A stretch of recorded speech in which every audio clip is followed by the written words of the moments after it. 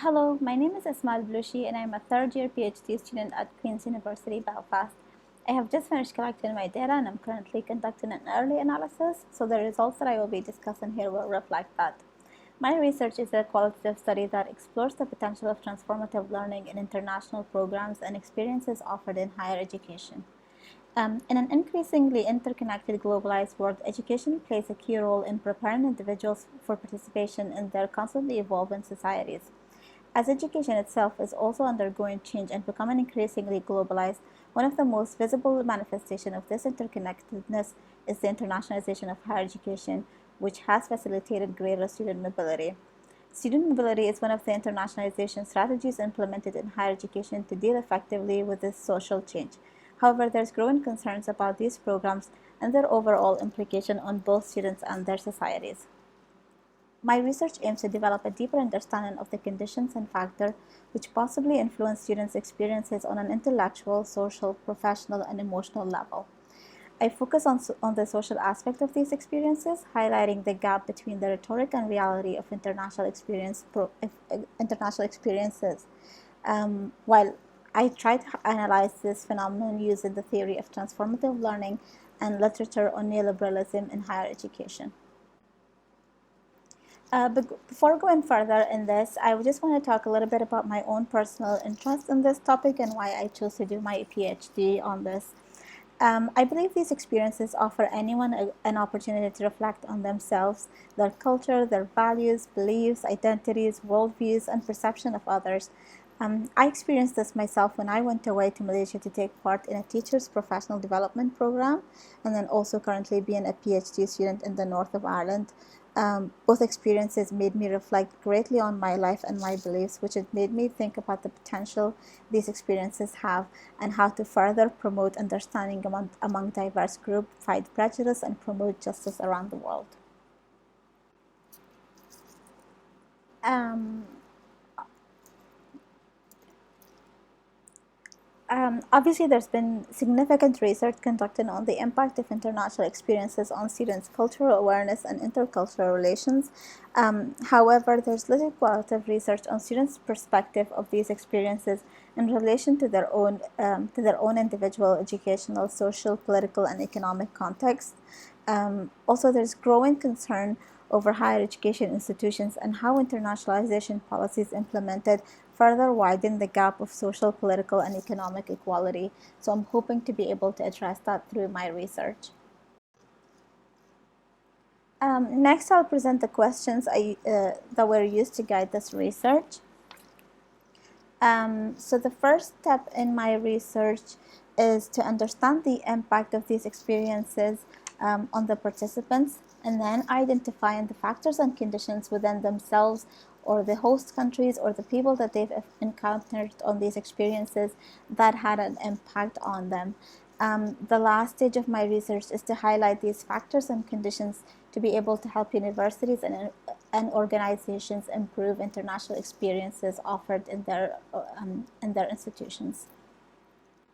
So about the context of my research and the population, I've conducted this research in two higher education institutions in Northern Ireland, both of which offer various international experiences for their students and have joined the Go International Standout campaign initiated in the UK in 2017. As for the population, I had originally planned to focus on Erasmus programs offered in the two institutions. However, due to recruitment issues, I decided to include all international experiences offered in the two institutions. The participants were both current and previous students in the two institutions who took part in international experiences during their course of study.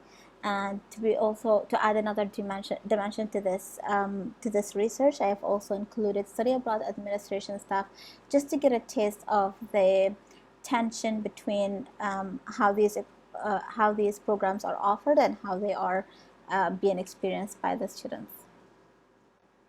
So why go abroad? Study abroad programs are often promoted as ways to develop cultural understanding among diverse groups, but there's an ongoing debate on the tension between the social benefits and the individual career-driven goals. It is argued that the neoliberalization of higher education has shifted the focus of education to to the individual, potentially undermining social benefits and increasing social inequality. There's a common perception that changing attitudes and greater tolerance are simply inevitable side effects of international exchange program. As such, you can often find that these programs tend to focus on employability with little attention paid to social issues. And to be able to understand this further, I want to just talk a little bit about outward mobility in the UK.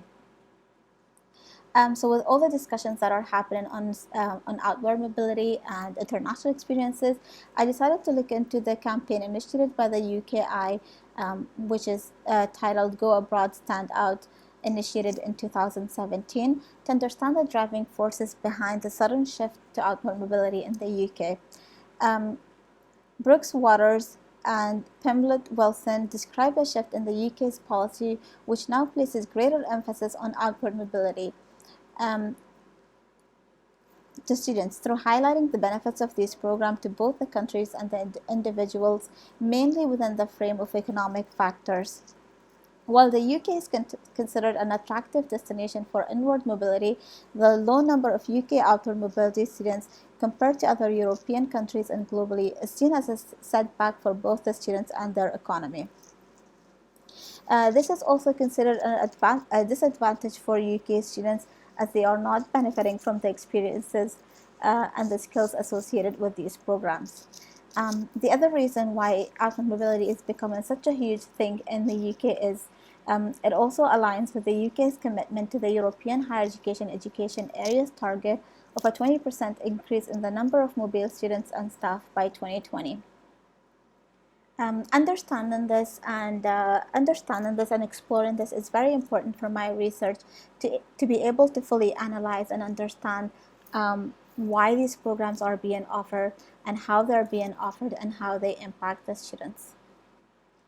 Obviously, internationalization has a big impact on why these programs are being pushed forward and why the sudden move for outward mobility. And this brings me to my next point, which is considering the implication of internationalization in higher education and students. So international experiences are a key component of internationalization in higher education. My research focuses on some of the implications. These aspects are interrelated and influence each other. The current practices in higher education push students to value themselves as human capital with focus on establishing an entrepreneurial self, taking every opportunity offered to advance individually. I noticed this was being discussed by a number of the participants that I had interviewed, where they place a great emphasis on the job prospect whenever they were discussing their study abroad experiences. The other aspect is that many educators are arguing that education is becoming an individual mean to an individual goal, which results in less social and political engagements. So usually students are more focused on the issues that only affect them directly, while paying less attention to the overall world and how it's impacted by and how it's impacted.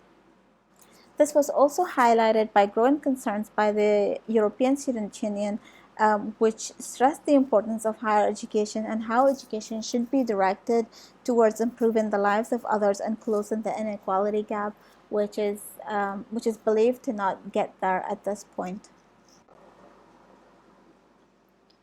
Another implication of internationalization, which is widely discussed, is ideological hegemony. It is important to understand and discuss neoliberalism and ideological hegemony when considering universities' goals, the profile of students they aim to develop, student experiences within their institutions, and the role of internationalization. Indeed, globalization has resulted in closer relations among nation states and the hegemonization of certain political, economic, and social practices. So one of the impacts of neoliberalism is the universal application of values and practices of dominant groups without considering different contexts. The one-way stream of knowledge raises serious issues such as academic academic underdevelopment, intellectual dependency, unequal international division of labor, and the international marginalization of the social experiences. In terms of study abroad programs, the default adaptation to Western knowledge and thinking values impacts the way students experience, um, live, and understand their experiences, other cultures, and the general knowledge of the world overall. Thus, it could be argued that international experiences are usually merely a geographical move, but in a sense, the experience takes place within the same framework. This could potentially limit the opportunity of having an authentic social and cultural exchange. Also, within the discussions of internationalization and its implications is developing global citizens. An often cited objective of study abroad programs is creating a global citizen as a possible solution to social cohesion. This raises a number of questions, however, stemming from the West's ideological hegemony and the desirable characteristics of global citizens.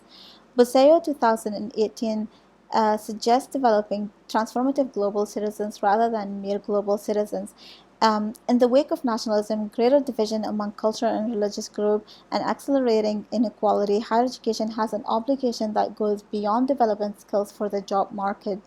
There's a necessity to transform not only educational institutions and systems, but also individuals and cultural mindset. This helps individuals become more connected to people and issues beyond their national boundaries, rather than just simply encouraging them to work within diverse groups. Um, it is argued that if internationalization is to be successful in creating these global citizens, there needs to be a serious conversation about the culture of higher education and what it's attempting to achieve. This also ties in very well with my study, because my study focuses on how these experiences can go beyond just the job prospect and having the students develop greater understanding and relations, and being able to relate to people who are different from them and what could potentially help in that sense. Moving on to the next point, which is the theoretical framework of my research. One way of creating those transformative global citizens is through a transformative learning experience. This entails learners who are actively involved in their education through critical reflection and questioning assumptions. It encourages people to challenge assumptions and opinions that they have acquired and developed within their social context. As I pointed out previously, that this theory is relevant here because there's a significant overlap between the desired outcomes of study abroad programs, the outcomes of transformative learning experiences, and the characteristics of global citizens. Transformative learning has the potential to provide a critical framework to explore whether study abroad programs are truly life altering. I'm using three perspectives of this theory, which I believe relate more closely to my research scope.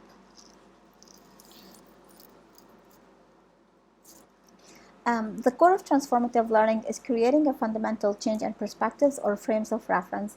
There are structures of assumptions individuals hold which often reflect culture and social norms, and through which experiences are often interpreted.